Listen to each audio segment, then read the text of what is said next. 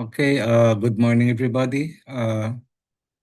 This is January 11, I think the first podcast after the new year.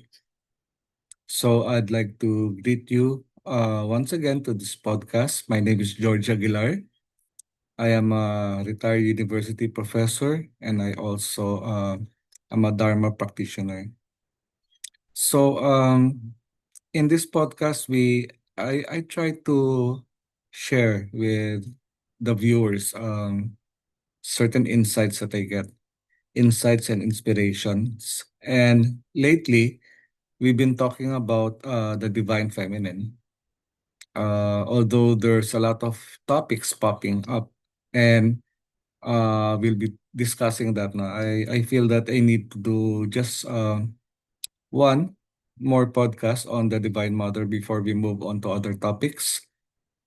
Of course, we can go back to that, especially if you have questions, if you want to discuss or even comments. All of these are most welcome. Okay. So again, this is George Aguilar, and this is the Clear as Crystal or Crystal Clear podcast. Okay. So many people, when they encounter the Divine Feminine as a practice,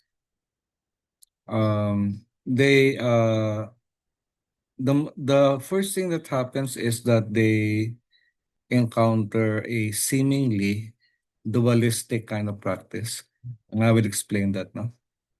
So dualism is when there is a distinction between the practitioner and the divine. And basically, dualism is when you make a distinction between yourself and others, yourself and whatever divinity inspires you, uh, also separation or a distinction between you and the world that you live in. Okay. But I also use the word seemingly because later on I will explain how when this kind of spirituality was first practiced, uh, the practitioners soon began to understand that there is more to what this world is revealing to them. Okay.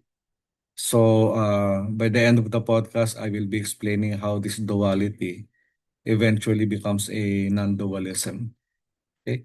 So when we say duality, okay, normally the most common form of dualism is a form of devotion or worship, wherein the practitioner becomes a devotee and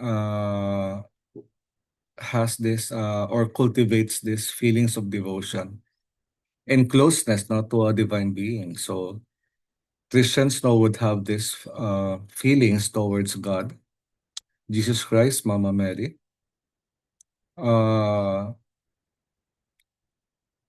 The Vedanti or the Indians would have their deities. Okay, so you have Shiva, you have Krishna, you have Brahma, Indra, Ganesh, all of these deities. Okay, and in Buddhism, you have basically the Bodhisattvas and the Buddhas. So Buddhism, unlike the first two that I mentioned, is basically a religion that has no gods in the sense of gods being separate, okay, or apart from the world or their creation. It's not God in the absolutist sense, okay, but they are divinities nevertheless. So most people, when they start practicing the Dharma, start with this kind of practice, now a kind of dualism. And this is also evident in the formation of temples and altars, wherein you have images of the divine, and they not really worship the images, but they invoke the presence of the divine through certain rituals that have to do with these images. Okay. And the divine feminine began in that way in the sense that people started to commune with nature and they found spirits, no, that guided them towards a better understanding of the spiritual world. Okay, so very early on, archaeologists have uncovered clay figurines of a pregnant woman, okay, the Divine Mother, Mother Earth, symbol of fertility. And this happened as agriculture began to be implemented. No, so people discovered agriculture, and the fertility of the land became very important to them. And so this belief in the mother, the Divine Mother, came into being. And as this kind of spirituality developed over time, people began to cultivate what I call a oneness with the world. Okay, they began to understand their place in nature. They began to see nature for what it is, something sacred, and they started to find ways and means to commune with the energies, that come from nature. Even the most ancient of philosophies now usually begin with the acknowledgement of the elements. You have earth, wind, fire, water. You also have the magnetic attraction, magnetic repulsion. Okay. In ancient Greek philosophy, these are what you call the six elements. And a form of spirituality developed from this insight that the world is composed of basic elements. You have, for example, the creation of alchemy, wherein people try to find the secrets of these elements and try to find out how these elements can help them in their quest for a more meaningful life, a more abundant life, a more peaceful life. Okay. So it developed into some kind of I hesitate to use the word magic or even sorcery for fear that might be misunderstood. Okay. So magic began in that way. Okay. When people tried to develop this connection, and also they tried to start dealing with these elements creatively, even to the point of manipulation. So the early forms of the divine feminine spirituality often results with this. No? So for cultivators now, they call it to become one with the world. Okay? One with the world. So even though it is actually a dualism at the beginning, the real cultivators strive to become one with the world. Uh, for example, the Taoists believe in finding the flow, the force, the way nature moves, you know, and their own individual participation in that movement. No, they seek to align with the natural course of things. No, and this kind of spirituality has resulted also into philosophies like the natural law. Okay, as I've mentioned, Taoism, early forms of magic. Okay, wherein people try to use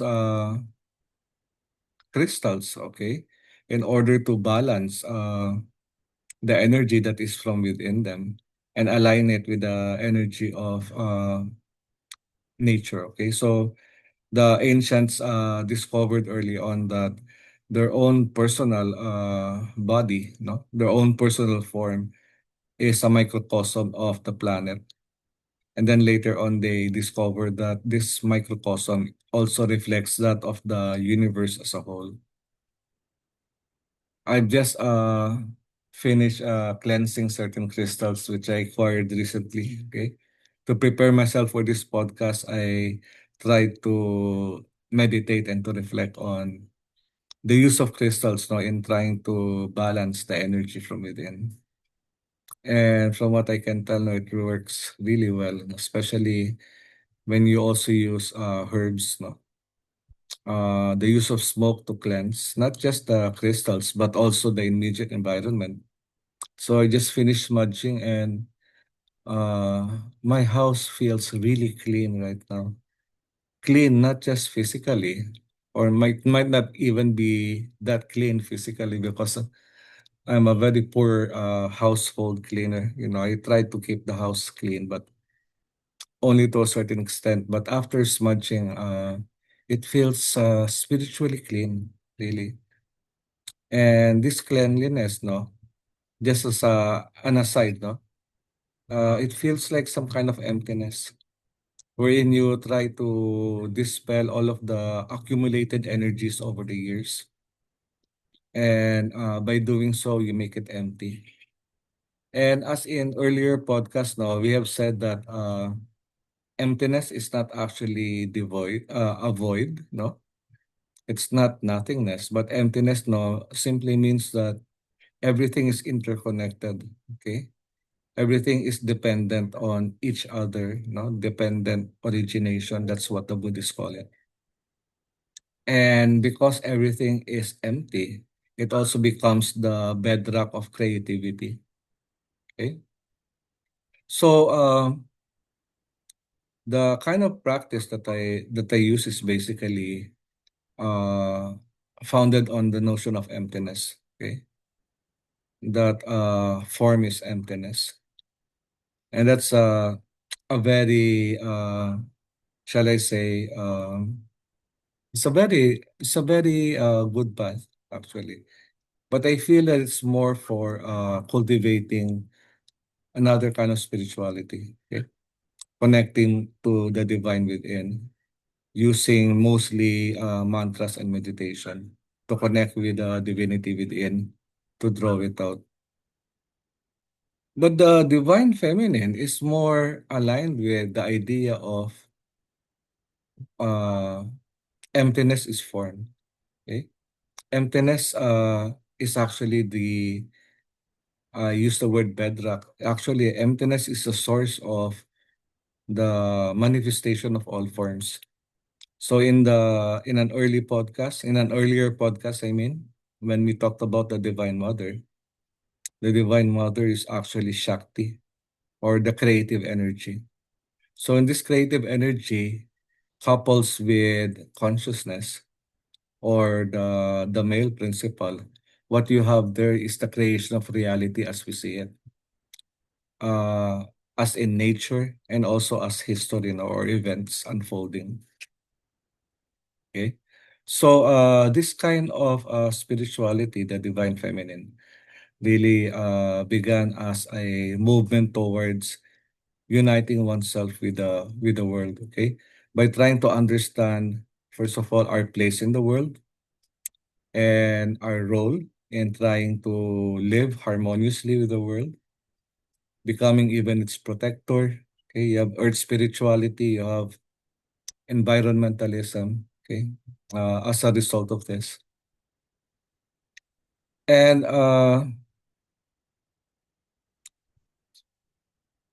but eventually, as the early shamans discovered, as they tried to delve into the nature of reality, they began to understand that reality is not really what it just seems. Okay, that behind this natural phenomena that we grasp with our senses, okay, the nose, the ears, the eyes, the taste, okay, the body, the mind, the six senses. According to Buddhism, there are six senses. Uh, they also discern a reality that is parallel, okay, uh, or even beyond. Normally, the idea is that it's beyond, you know. So beyond the physical form, you have uh, you have the nose, you have the uh, let's just call it the spiritual dimension, okay. And you should say also spiritual dimensions because there's not just one. spiritual dimension really. There, as with all things, no, many layers to this reality. Okay. Um.